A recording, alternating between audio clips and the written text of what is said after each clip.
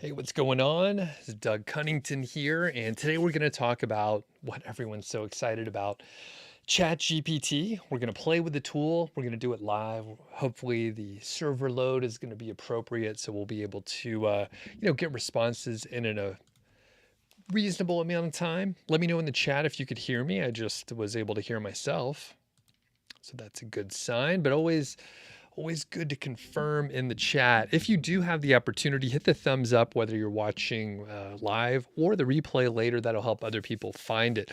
I see we have some of our friends here. We got Marcus on. We have Daniel. We have on travel mode as well. And it's been a few weeks. We had the holidays and then I wasn't feeling up for a live stream last week, actually. Technically, I think I could have done it, but I was just like, you know what? I'm going to take a little time off. And it was good. Good little refresher. And, funny thing, some of our other friends that do live streams, I think they were on hiatus. I know Alex over at WP Eagle, he is sort of on a sabbatical. I don't know how long, but he's taking a little break too. So a lot of our live streams have been, non-existent. So we'll see if we adjust the schedule. Taking 2 weeks off was refreshing. And I mean, interesting thing, we get a lot of views, especially on the um, recorded side, on the replay side. But for the live ones, like people are just not coming on here as often. So we'll see how it goes. We do have a sexy topic for today. So we may get just new people popping in, which would be fantastic. So thanks everyone for hopping on. I see we have Lance on here, David, and people are confirming that you can hear me. So a couple quick things, a little preface. So I have a list of a handful of things that we probably in our line of work here, or some people are just getting into it, where you have a website, you have a niche website, an authority site, whatever. We're going to go into specific things that you can use ChatGPT for to help you with your site. It might be related to writing a little bit, but not necessarily specific, to write like the whole article. I'll point you towards a video that I published just yesterday where I go over 7 things that you can do. So it's highly related to niche sites, but really you can take the ideas and move them to another area, whether it's blog content or social media content. Maybe it's a YouTube video or a podcast or whatever. So you can really kind of port it to wherever makes most sense for you. Check out that video. It's under 6 minutes. So that's one of the things, I'm not a resolution person, but one of the things that I was going to work on, opposed to my extremely long form videos that are an hour plus long, I was going to do some short videos that trim out all the fat, trim out like any filler words that I have, any redundancy, and just get to the point. So that's what the video yesterday is. 7 points in 6 minutes. And after I published it, I thought to myself, you know what? I could have trimmed out about 1 minute. So look for more videos like that. It takes a little bit more planning, but it wasn't too bad. I actually edited that one yesterday, kind of sloppy. When I get it over to my editor, I think things will be a little sexier, which will be fine. So Philip does mention that it was a great video. Appreciate that. Ariel's on. Good to see you. Prince is on too. And I'm going to note we'll have like Q&A, and I see Philip has a question. Do you think AI content will be penalized by Google at some point? So we'll come to that. I'll answer questions. I'll kind of pool them up. So what we're going to go over today, I'm going to share my screen. We're going to do ChatGPT stuff. And we're also going to look at a couple AI detectors. So one of them is free. There are links in the description for all the stuff we're talking about today. So we have the free AI detector over at Content at Scale. And then we have Originality AI as a paid option as well. I believe at Originality AI, there is some amount of free credit potentially. read the fine print, check it out. Again, links in the descriptions. Anything we link to potentially could be an affiliate link where I get a commission. It's clearly noted. So if you click any of the links, might get a commission if you buy something. I've used the tools and we'll play with them here. You could use free stuff too. I don't care. It's great. So Ariel, I'll give you some credit here since you're on. For the last year or so, I've been actively kicking and screaming about using AI content. And, part of the reason shines through with one of the comments that I got from the YouTube video just yesterday. So I posted a video. Here's 7 ways that you can use ChatGPT for your blogging, for your niche site, whatever. I went through them. Actually, one of them is like to write the content. It's like number 7, right? 6-minute video. One of the comments, which I appreciate all the comments, even if I'm going to shit on this person, but even if the comments are misguided, I appreciate all the comments. That said, someone asked in there, can we write blog content using it? And I'm like, well, shit, yeah. I mean, that was one of the points. Did you watch the fucking video? Number 1. Apparently either the person didn't or they're just lazy. So that's the thing. Like, I have been actively kicking and screaming because there are a lot of people that are just looking for the easiest route. They're lazy. They don't want to do work. And, if you fit in there, you can stop watching now because I'll just make fun of you the rest of the time. So it's a little bit abrasive. I realize that, but I don't fault people for looking for efficient, effective ways. But if you're like, how can I make 10K per month in 1 month as soon as possible with as little work, with low competition? Like, it's the wrong channel. So we can just get that out of the way quickly. So I have kicked and screamed because a lot of people are looking for the short route. Ariel, who I've interviewed a dozen times or so, she has been using it and very clearly pointed out all along the way that she's using different AI tools as an aid. It's a research aid. It's a writing tool. It's part of the process. It's not the only tool. It's not the only thing that you do. Editing is required. It can help with research. It can help if you hit writer's block and so on. So we're generally going to be focusing on those areas. Now, as I am playing around with a tool, I'm probably going to, because people do ask and people they want to see it. And I find myself somewhat pandering to the YouTube algorithm, I'll be honest with you. As I see my channel subscribers dwindling here, I'm like, you know what? I can do a video. And if people want to see a blog post written with ChatGPT and how to approach it, like, we can do that too, even though I wouldn't necessarily recommend it, but we can go through it. Like, multiple people asked about that. I don't know if we're going to do that today, not in a long form way, but at least we could talk about it. So with that said, appreciate everybody on here. Thanks for saying hello. If you're watching live, be sure to hit the thumbs up. If you're watching on a mobile device like many of us do, I think if you just tap the screen, the little thumbs up shows up there. If you're watching later, leave a comment. I appreciate them all. I'm going to try to do a better job to actually get in there and reply to the comments. So before we start sharing our screen and getting into it, quick shout out, little housekeeping. So number 1, we have Ezoic. I'm wearing one of their hats and actually one of their shirts. Club 22 is on this side. Ezoic. So they have, use them for display ads, but it's really a software company. They help you do a lot of stuff. They even have like web hosting that is free of charge. I'm not sure the fine print there, but basically there's no page view minimums to use Ezoic. So if you have a newer site, you can integrate, you can use tools like the NicheIQ, or NicheIQ as I say it, and that helps you essentially do keyword research. It helps you understand what content you can publish on your site that you don't already have.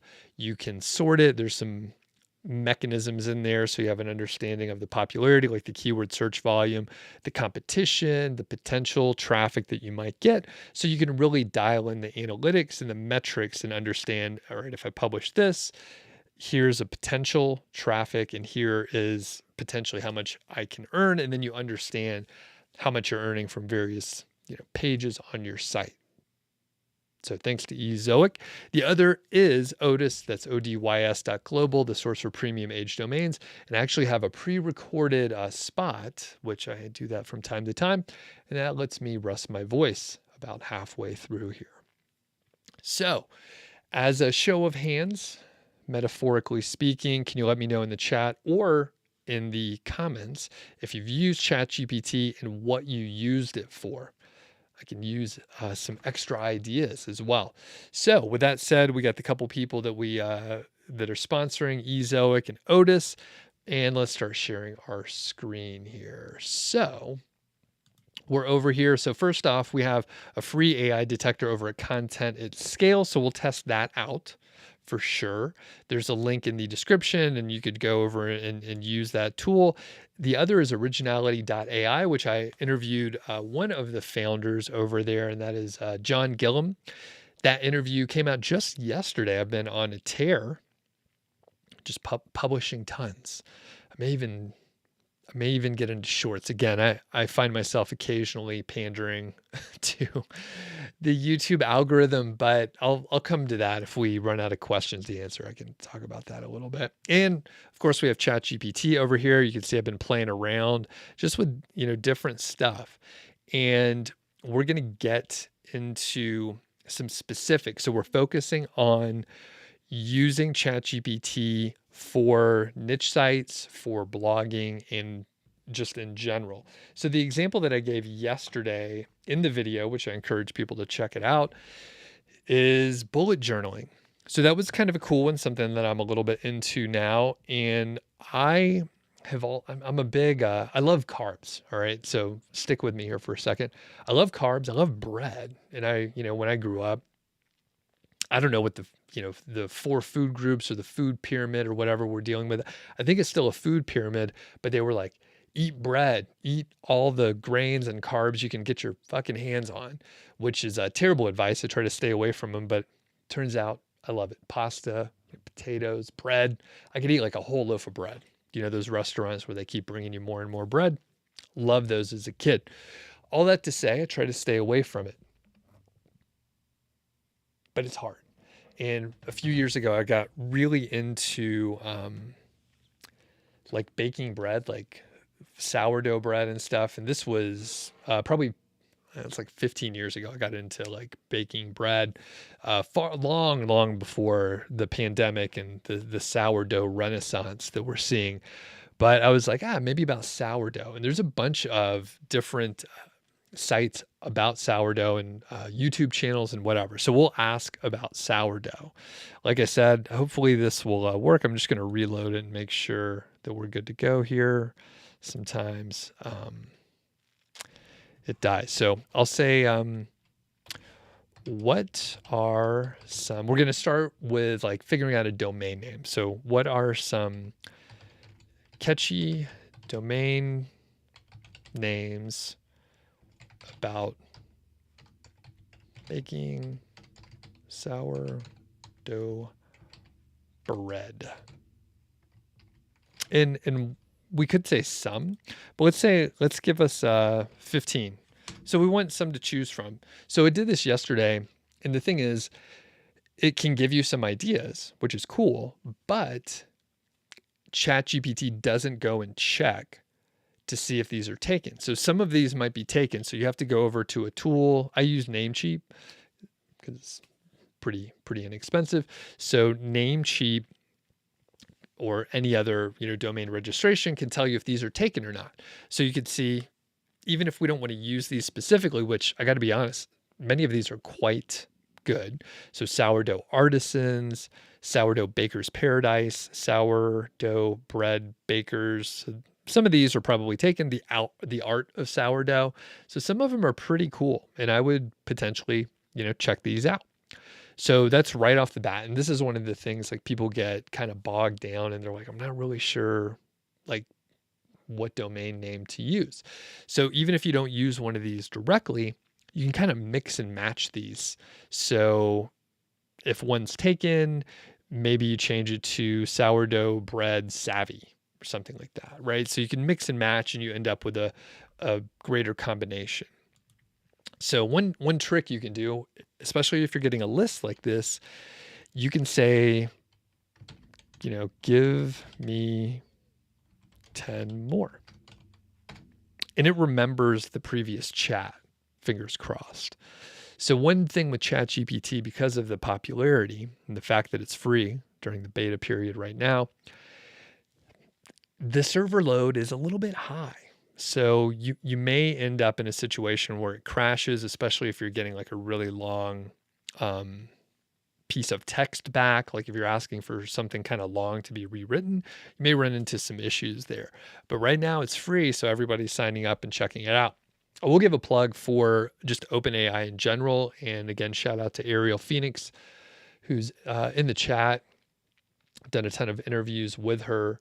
She has a bulk publishing tool, and part of that, or a bulk publishing framework, and there's a spreadsheet that is powered by AI.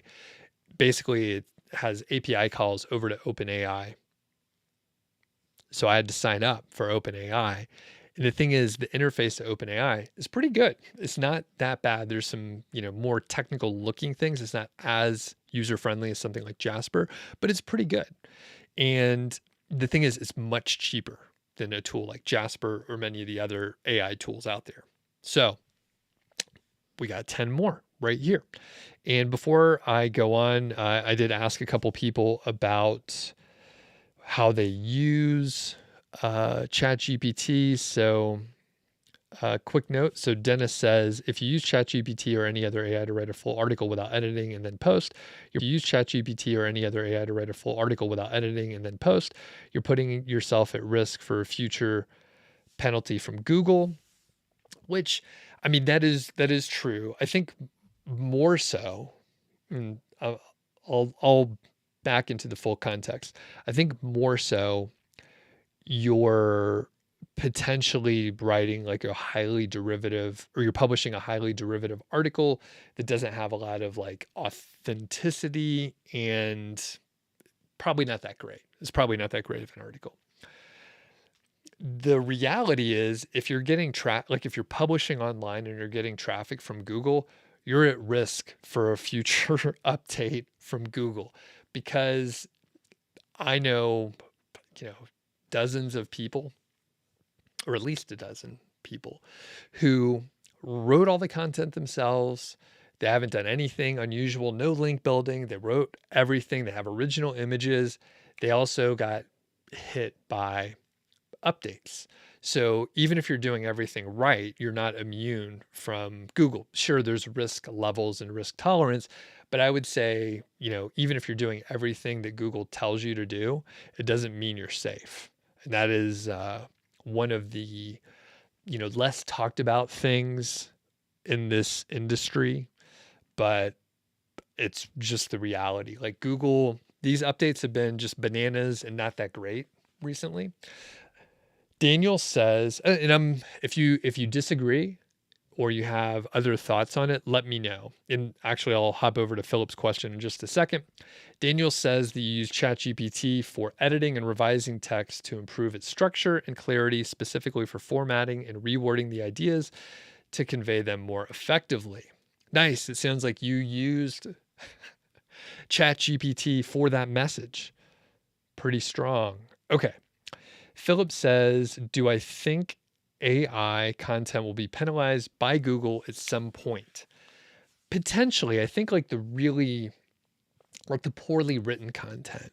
And this is one of the debates that we've had. And I kind of alluded to it when I mentioned, if you just take any content that you get from an AI tool and you publish it, like at best, it's redundant from other content. Now, if you maybe insert some of your own ideas and bullet points, then you'll be better off. So for example, let's say I'll show you right here. So let's say we want to come up with a good topic. So eventually I'll show you an outline And then, but first we need to know what topics. So what are some long tail keywords related to sourdough bread? And I'll just say 10. It's a nice round number. So we're going to get some topics here and we'll see what they are. And then I'll tell you like what you might be able to do to come up with a better article so that it is not purely redundant. And one thing in the interview that I did with John Gillum, he mentioned like, yeah, Google almost certainly can detect AI already. They have like, some of the best AI out there. It's just in-house, right? And I tend to believe that. I mean, I don't think we're fooling them. And, when you look at some of the tools that are built upon OpenAI and some of the content that you get out of it, which you can watch some of the videos I've done on like Jasper, which can be useful. But if you just try to get a full article out of it, it's like potentially nonsense. So here are 10 long tail keywords related to sourdough. It's a pretty good one. And they say long tail keywords, they can help improve search engine optimization and attract more targeted traffic to the site. Cool. So let's look at sourdough starter maintenance. So we'll say, write a detailed outline about sourdough starter maintenance. And we'll see what we come into. So we found a domain name. We found some long tail keywords. You can ask for more and more of them. Now with these long tail keywords, I didn't check the search volume or anything like that, but largely, we'll be able to take that to another tool if you want to and check that out. Now we ask for a outline. So this is an area where you can make it less derivative. So you can add like more detail. Let's say, and I encourage you, if you're building a site, if you're going to spend time and your resources on working on a site, you should probably be interested in the topic. So that said, I mean, I'm just going over stuff that I'm thinking about looking up anyway. So we have this outline, which is pretty detailed.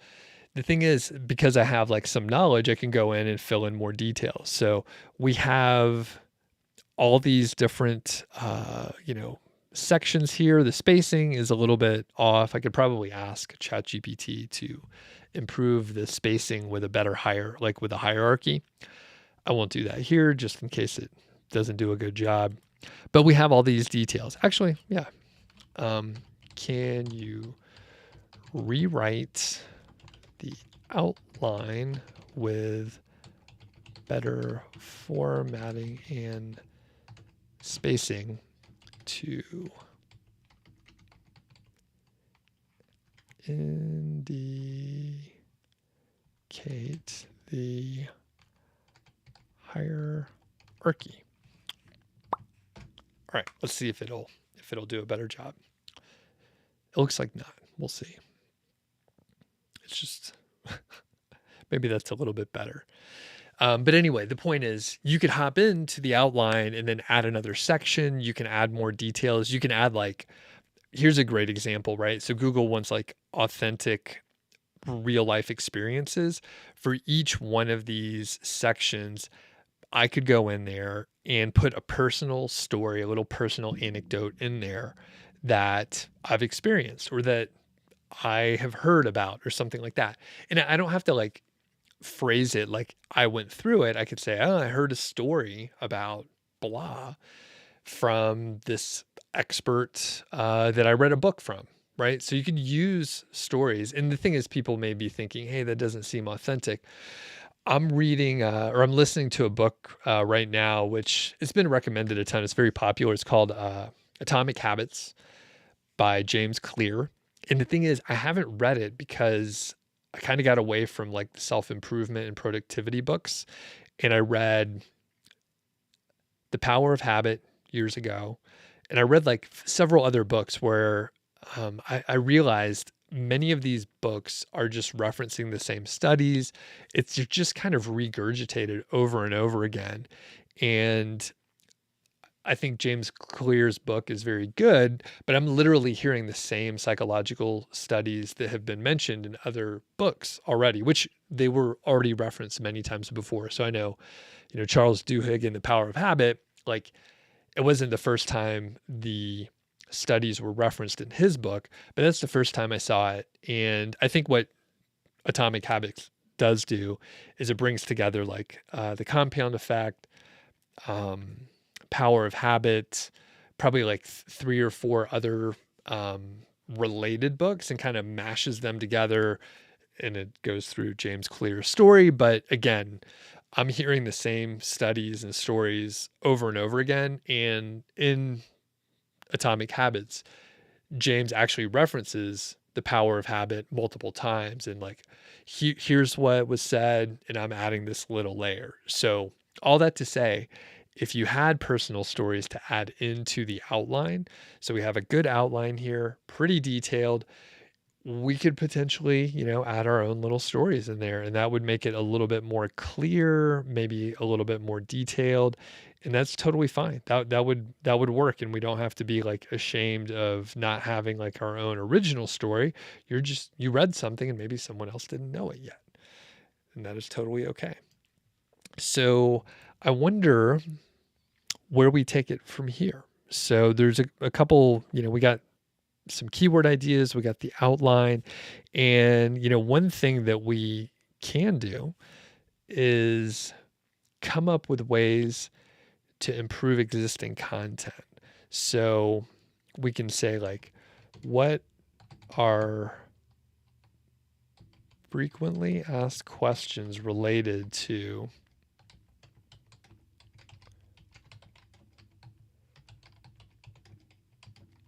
we'll say baking bread. We could be kind of general here. So we'll end up with several questions here. I didn't specify how many, so we'll see how many it comes up with. So as we're doing that, as the output is coming along, I'm going to hop back to the chat. Daniel says that he did use ChatGPT for the comment. Dennis does say it's true, to my comment earlier, using it as a tool to assist your writing and outlines and so on. Fruit Bat Cat says, I think it's more likely Google will double down on user metrics. Humans spot bad AI better than another AI like Google. Our problem will be getting seen enough to get those good user metrics.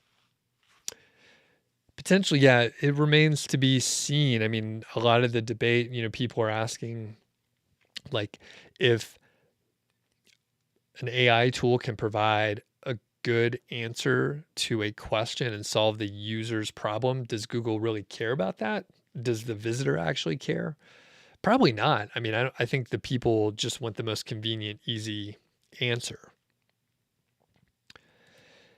Michael says, take a deep dive into the terms of use, and there's a lot more risk than anybody is mentioning. Permissions, license, not to mention Microsoft has it in their targets.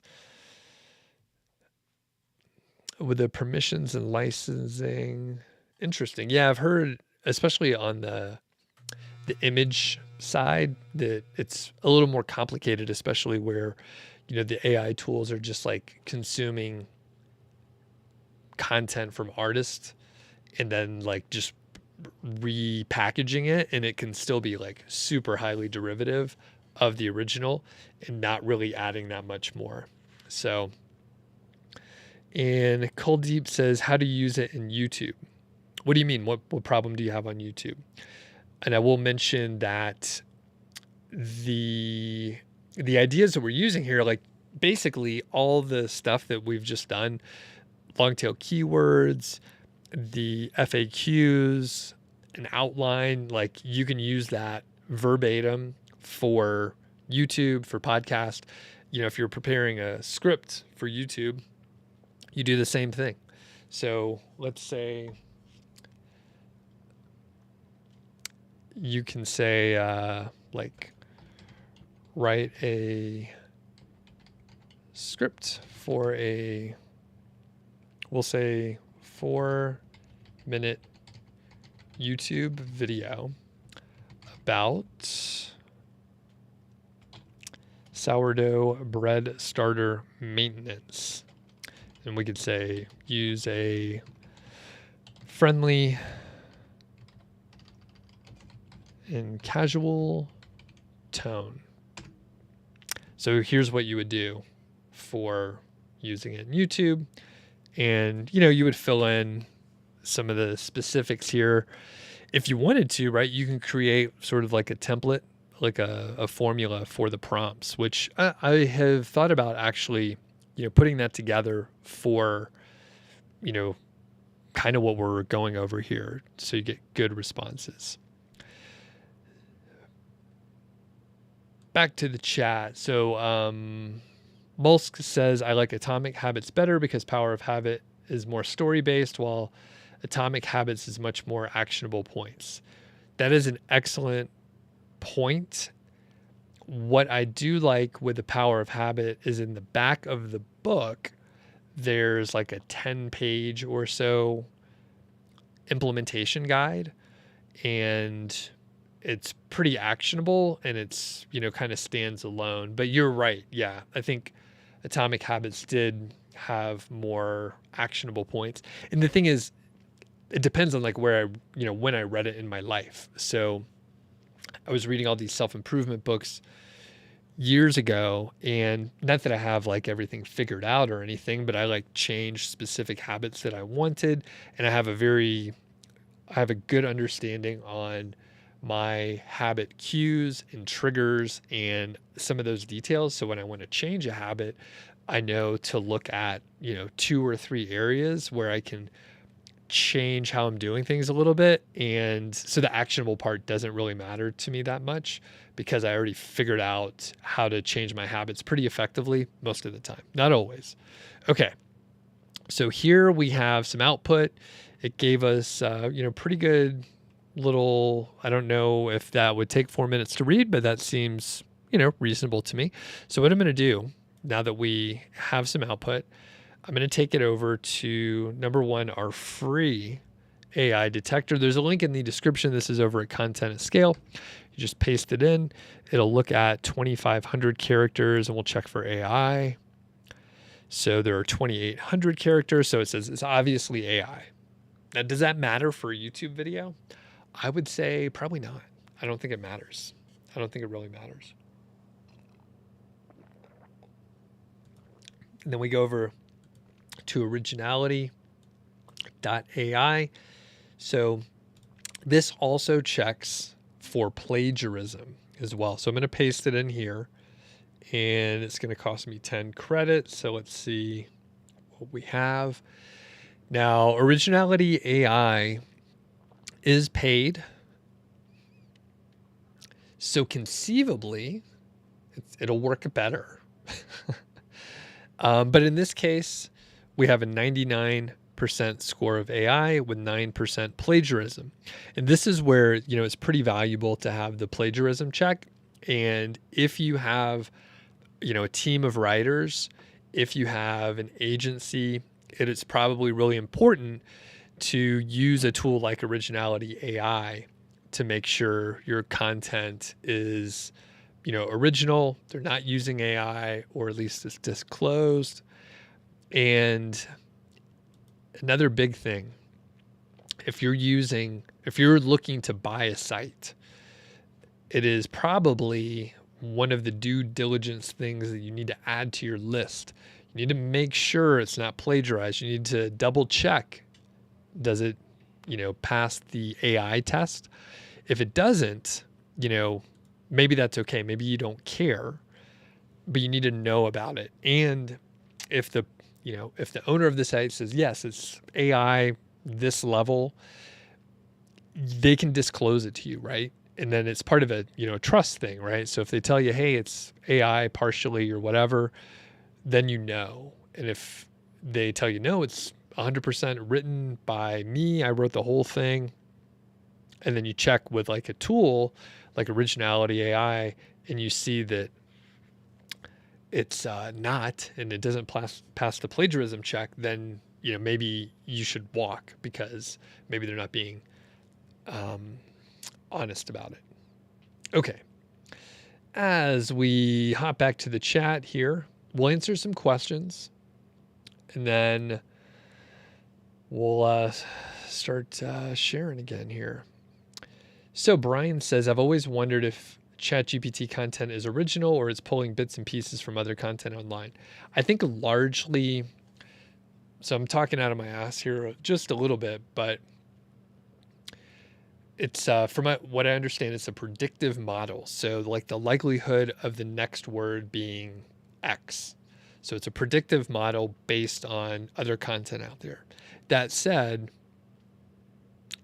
it is, generally like derivative, right? Again, it's going to be derivative from all its input content. And I think ChatGPT is through the end of 2021. So anything that happened in 2022 is not on there. So yeah, I think that'll be something to consider. You can, say add more content in there, like if you're using an outline, you could add more content to the outline, for example. All right. Next, ASIM says, as long as we solve problems of the user, AI content will rank on first. And I would still say that's like probably debatable, because even if you write it yourself and you solve the problems of the user, that doesn't mean you're going to rank on the first page. Dennis says Google sells ads, no real benefit for them to just answer the question with AI. Partially true, but they already put in like the answer to questions, and they like take the information from our websites and use, they're using probably a kind of AI to take the answer from the content and then sometimes mash together some different pieces of content, right? So I think they do answer the questions. ASIM says, how can Google detect AI content when humans cannot differentiate between it? So I don't know the answer to that, but I suspect it has to do a little bit with number one, we're external to Google, so technically we don't know if Google can detect AI. My hunch is if we have tools out there that kind of do a decent job detecting AI, that Google can probably figure it out. My guess is they probably use the predictive language model as well, or something similar. When I interviewed John, was published yesterday, so you can check it out. He does talk about how originality AI works to some extent, and generally they train their AI on specific data, and then there's some predictive analysis. Technically, we don't know if Google can do it. Marcus says people might start using other search engines instead, so Google might lose the power in that way. All right. And that's an interesting thing. That's one of the points that people brought up, that with ChatGPT, like people might go to ChatGPT over Google to get questions answered. And you don't know. I think that's valid. Like maybe there was a time when I would have argued that. I think that's valid because even if the SERPs are starting to suck a little bit more. So the search results are starting to be a little inferior, right? So you don't know who wrote it, if they know what they're talking about. Let's say you're doing research on a product, you don't know if they own the product, probably not. And they're just kind of making assumptions. At best, they're making assumptions based on descriptions, and they may not really know what they're talking about, which is, I don't know, is that much different or much better than going to like a chatbot like ChatGPT and then checking to see what they say? At least you don't have to go to a bunch of different pages and be subject to a bunch of ads. And that's the worst, where you go to a page, like a little video ad pops up, and then other ads are like pushing the content all around. It's a terrible experience. So maybe you just go to ChatGPT. You could ask a question, have some confidence in the answer, knowing that you may have to go and verify it elsewhere. Okay, before I hit more questions, I'm going to let my voice rest just a minute. Here's a quick message from our sponsor, Odys Global. Brought to you by Odys Global, the source for premium age domains with strong branding and powerful backlinks. These are domains that mean business. So the featured domain for today is called Pearls and Scissors. Pearls and Scissors was a personal blog of a mother homemaker and solopreneur. She actually got into small business and blogging and that sort of thing. So it offered pretty broad advice on blogging, business, DIY, family life, fashion and crafting, and a lot more. So this domain is about 11 years old, so it actually has some age. And we're going to hop back and take a look on the Wayback Machine. One thing with Odys is you do get this logo. So it comes with a logo. And the big thing with these age domains is they have a lot of backlinks, which we'll take a look at some of the big ones in a few minutes. Now, I did take a look over at the Wayback Machine here. So there's quite a history, and it goes all the way back to 2012. So again, you got a lot of age on this particular domain. So this little snapshot is back from May of 2013. So you could kind of go through and see what was on here, which, some photos, actually pretty good photography, if I do say so myself. So some fashion and some other stuff. Now, we'll jump ahead. We'll jump ahead to 2016. So you can see there's a bit of an overhaul.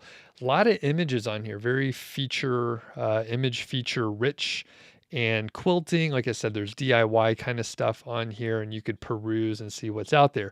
Jump ahead again to 2019. You can see sort of the last post listed here is 2017.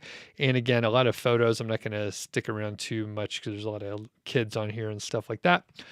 But it's all out there on the Wayback Machine. Now, with these premium age domains, like I said, you do have a history. So this particular domain has a domain rating of 25 and a domain authority, that's from Moz, of 39. Now, the thing is, you get all these powerful backlinks, right? So if we take a look at the referring domains, and I filtered on do follow here, you can see there's BuzzFeed, you have Blog Lovin', Good Housekeeping, Discover over at Hub Pages, you have Apartment Therapy, Brit.co, makezine.com, the Spruce Crafts, and so on. All of those are 80 or higher from a domain rating, and the specific links actually have pretty good URL ratings as well. So I'm just going to pop back over here just to the main section just to talk about monetization. And, there's a broad summary here, but a couple things I'll point out quickly that you could do. So number one, there's tons of informational keywords that you can target related to like upcycling and thrift store finds, maybe fashion, mom life, being a mom, parenting, blogging, and that sort of thing. You can really dive in and you can monetize with display ads, which is fine. You're not going to earn a ton per visitor. It'll be sort of a general kind of traffic, general advertising, which is fine, very profitable, but it's not a huge amount on a per visitor basis. What you can focus on is the business aspect. And this is where it gets kind of interesting because you could target products and services with affiliate commissions such as web hosting, podcast hosting, email marketing tools, online course platforms, courses, digital products. So courses for blogging, for marketing, for copywriting, video production, YouTube, freelancing, anything that's related to online business. That is awesome because those pay a much higher commission rate than, just general products, say from Amazon. You can do that. That would be totally fine and fairly easy if you're showing like a DIY project. It would be great to say, hey, here's the kit. Here's all the products you need from Amazon. But if you convert someone over to like a web hosting customer, that is going to pay much more, maybe depending on the company, like $50 to $100 to maybe even $200 for the higher end. Depending on what people are purchasing, like software products, like an online course platform, that could pay a whole lot as far as a commission. So then you're kind of playing a different game. You don't need as many visitors. Maybe fairly competitive, but you don't need nearly as many visitors. So you can go both informational content with display ads. You can go specifically for high end products and services. And I didn't even mention, there's all these products and services related to content. So that could be, AI tools like Jasper or Outranking, for example, or it could be, many other different kind of products related to blogging, including content agencies and services, of which there are tons, or even link building companies. So there's promotional aspects across the board. If you want to check out this domain, this pearlsandscissors.com, you could hop over to Odys Global. If you follow my link, the affiliate link, you can get $100 into your account, which I greatly appreciate. And if you make a purchase, I might get a commission if it qualifies. So thanks a lot and appreciate it, Odys. Go check them out. Follow that link in the description. All right, so let's answer some questions here. Thanks, everybody. And if you have the opportunity, hit the thumbs up. Really appreciate it. It's supposed to help the algorithm and all that. All right. Ninja says, should I have a few categories and try to loosely relate articles to those categories, or have several categories and subcategories? I say a few. Have as few as possible just to keep things simple. You can still create like custom category type pages to really sort of sculpt things if you want to, but keep it simple. It's going to be, a mess if you get into it too much. Asim is saying, making a pretty bold claim, AI content is ranking and Google has no issue with it, but as long as we solve the reader problem by answering the aspects, no matter if we use AI tools or human written, it works for me. So I don't know if all that's true, but that's what Asim says. And I mean, I don't think anyone knows exactly what Google is doing. And I think it's highly debatable. And yeah, so anyway, we'll move on. Masher's on. What's happening? Masher says, I used Jasper for all my content in 2022. And they are ranking just fine. But this year I have decided to build new sites without AI content to compare the results over time. So if you do want to check out Jasper, I have played around with it. I still have an active subscription. There's a link. You can get a free trial in the description there. There's a link. FGH says, I'm using ChatGPT and Jarvis on a couple of smaller sites, and you started a new site and you're using purely AI content with manual edits, and if they get ranked, I'll be using it like crazy. I've heard a lot of people are doing something similar to that. And FGH says, have you tried using ChatGPT for writing Amazon review blog posts? No, not specifically. No. Next we have, Kent. Kent, what's up? Good to see you, buddy.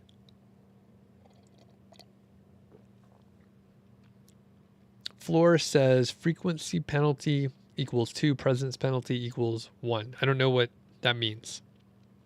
So if you want to elaborate, feel free.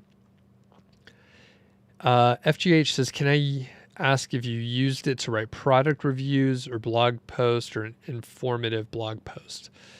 I haven't used it to write product reviews, but you could use these tools to do whatever you want. It doesn't matter if it's product reviews or informational content.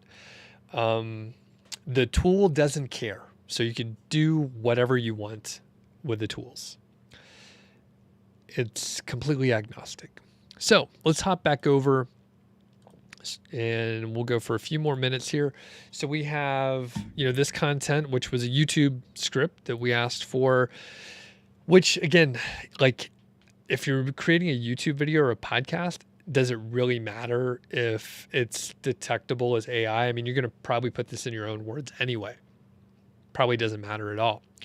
So we have this outline here, which is cool. Now, there's a couple things that we can get into. So we focused really about the content quite a bit. So let's go a little bit deeper, stuff that I didn't put in the video yesterday, but I will mention, can't remember if I have a link in the description, but I have a free set of resources on the AI tool. So there's some videos. I'm adding more as I'm playing with ChatGPT. So if you head over, hopefully I have a link in here. It is not in here, but I'll chase down the link in a second. But basically, you can get these free resources, and I'm going to be testing, different stuff like this. So one thing we can do, we could say, write an about page for the sourdough bread baking website. Use a casual and friendly tone, which I like to throw that in often. We can say things we want to mention. So be sure to mention that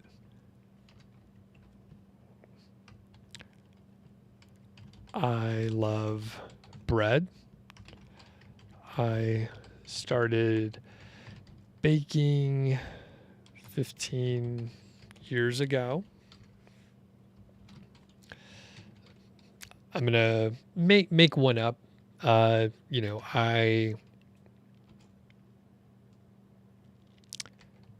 baked over, actually, this is probably true, 200 loaves of bread. I read books, watch videos, and listen to podcasts about bread. And lastly, we'll say, go back up here, aim for about 300 words. So you can give like a word target too. So let's see what we have here. Lee Harris says, you just started using ChatGPT yesterday. You created 4 blog posts and all have gone down very well so far. Awesome. Yeah, it's pretty intuitive. And Lee, did you use any AI detectors? Is that something you're concerned about? Do you care? So in what you should be seeing here. So we have an about page. It's talking about the things that I wanted to have included in here. And you can see that it's kind of generic in some ways, but it gets us past the hump. You have something that you can edit. So it's much easier to edit than it is to write this from scratch. You have been watching me type a little bit. I type pretty slow. So the fact that like it gets this out that quickly is very good. So I could hop in, I could copy and paste it, and I can edit it and make it my own. So one thing we will do, since we got the tools up, again, this is a free detector over here at Content at Scale, and we'll see if it can detect the AI usage. We'll do a new scan over here. We'll paste it up over at originality.ai. So this one also says it's 100% fake. It is 317 words. So it hit the target that we aim for.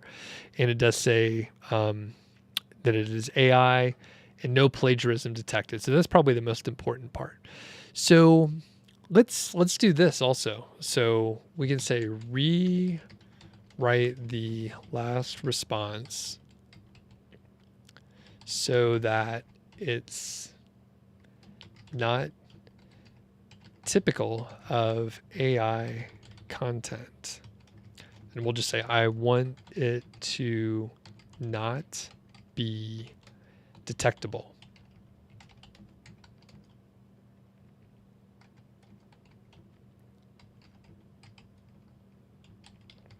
and we'll see what happens. We'll see if it makes a difference at all. It might not. So one thing you could do is get your output and then edit it yourself, and then maybe add a couple sentences that are a little bit different, and you end up with much less. So this is something that I haven't played around with a ton, just a little bit. But Daniel has a great recommendation here saying that running the AI content through Grammarly tends to help it appear more human. And I think, if you go in there and you add some, specific details, like that will often, those are going to be just more specific, and that should help. So let's pop over here and just see if asking it to rewrite it helps out. So we'll check over here at the free detector. We'll do one more scan here. If you're new to the channel, check out some of the other videos. I appreciate you stopping by. Be sure to watch the video that I published yesterday. So it still says it's 100% fake over here at the Content at Scale AI Detector, and same deal over at originality.ai. So, the fact is, if these tools that we can get are able to detect the AI, there's a high likelihood that Google can detect it. Now, does that matter? There's some people in the chat that say it doesn't matter. Google doesn't care. From the last updates, it seems like Google has given maybe a subtext that they want content to be written by humans for humans, not search engines. So, it depends on how you interpret that. They weren't explicit saying that these tools are no good. What I will say is, I think ChatGPT represents like a big issue, at least especially in the free version right here, a big problem for companies like Jasper, Outranking, Scale Nuts, fill in the blank. There's a bunch of other tools out there. So I think there's a big issue for the tools, because in this small period of time before the tools have access to the latest, GPT 3.5, their output is not as good as the free ChatGPT. And you have to, like, Jasper is fairly expensive. I think I'm paying like $60 a month. So kind of expensive. And it's like, if you watch the original videos that I did on Jasper from July, I'm stumbling all over myself trying to get something that's not terrible. It's workable, and, content at scale, much higher level of content that you get out than with Jasper, for example. It's a lot more expensive, right? There's no free rides. But ChatGPT, at least in this short-term period until they start charging for access, it's in beta right now. And it says on there, it's the ChatGPT December 15th version. It's the free research preview. So they're eventually, I don't know how long it's going to be in the beta in this free version, but something to look out for. Okay, Bill says, have you done any testing with AI detection tools to confirm that running through Grammarly helps to make it appear more human? I personally have not. I think maybe that's directed at Daniel, but I think maybe our goal is to make sure. Oh, actually, I have a cool thing I could tell you about really quick. So, to make sure, like, it provides good information, and like I mentioned earlier, if no matter which tool you're using, if it is using reference material that is just other websites, at best your content is going to be derivative of whatever was used, unless you like juice it up quite a bit. And with that in mind, like, anytime someone is like trying to copy, it's probably not going to be as good unless someone hops in, right? So this is possible, not in this scenario, but if someone sees a good creator on, say, YouTube, right? So on YouTube, and they're like, wow, they're actually covering the material really well. They have great topics. They're very knowledgeable, but they're not very good in front of the camera, or the sound is terrible. Someone could look at what someone is doing, the poor creator who has bad sound and not good in front of the camera. A qualified, experienced person could recreate that. They would have content that is derivative, but they're actually filling in the gaps where the person didn't do as good of a job. In this scenario, it's probably unlikely that the chat tool is going to produce better output than the original source material. It's possible, but probably not. And then the other issue that we run into is that if everyone, so right now the barrier to entry to use ChatGPT is very low. You got to create an account and you could use it.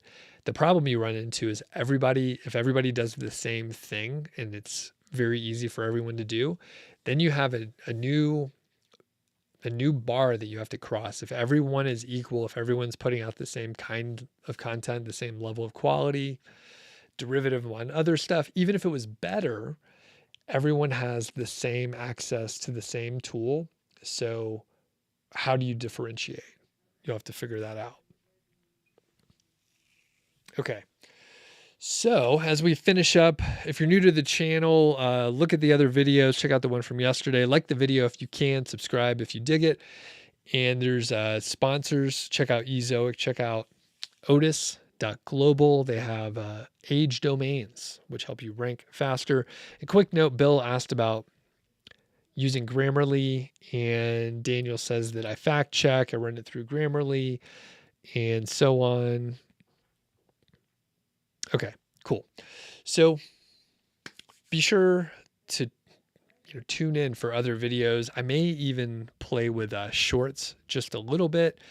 I saw a couple, especially with ChatGPT. It's just very hot, and I have typically not jumped into any bandwagon situations, but I'm thinking about it. I'm trying to think how to use these tools. And I'm going to leave you with one more thing here. This is something that you can use potentially, right? Or look to find other things like this over on the free resources that I have, which I'll pull the link and I'll put it in the chat and I'll add it in the description for later.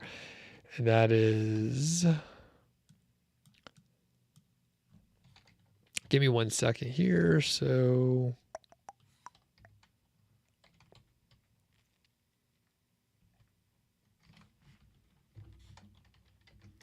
it's the free resources for AI tools. I'm going to put it in the chat here. You could sign up. So one of the things you might be able to do is, the about page was helpful. So we could say, write a privacy policy, right? Not a legal document, consult your lawyer, all that stuff, not legal advice. Write a privacy policy for a website about baking. We'll see what we come up with here. Blah, blah, blah. And I mean, the thing is, this would be, honestly, you could probably just go to a website that has their legal shit in order and then, see what they've done, and you're going to be in good shape. Again, not legal advice, but that is something I've done in the past. More recently, I've actually used real templates and all that stuff. So here is one. You can add more details if you wanted to.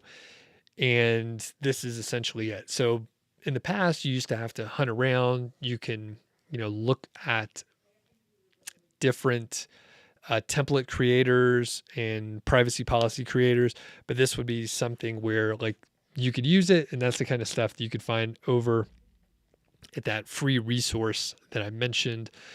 And I think that's it for today. I do these currently each week on Tuesdays, noon Mountain Time. I have a podcast also. There's a link in the description. And I also have a podcast on financial independence and early retirement, personal finance, stuff like that. It's called Mile High Fi. big episode came out today with Mr. Money Mustache. It's a good one. So check it out if you're into that kind of stuff, and we'll catch y'all in the next live stream.